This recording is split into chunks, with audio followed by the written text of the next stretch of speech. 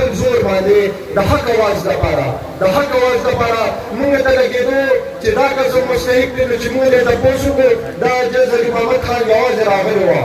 د سره ملګري نو نه کړي دلته هم ټکټ نه ورکړه نو موږ یې چې تپوس وکړو چې تاسو هایر چې د ده حق غواړئ نو ما ورته ویاو موږ د ده حق غوښتنه راغلي وه نو د دې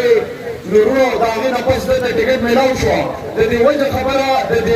دې واقع بیانیه زه کړې ویم چې موږ د حق اواز لپاره ولاړ وه او نن زه تاسو سره راغلی یم زه تاسو سره یم چې نن د حق اواز څنګه په دې سټیج باندې دا ورته ناست یم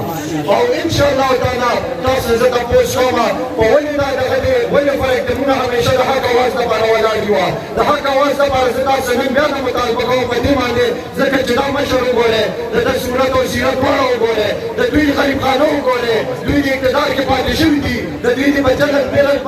په نظریه په انداز کې څه فرق راغلی دی تاسو تپوس کوم د دوی په مال او دولت کې د یو روپۍ اضافه راغلې ده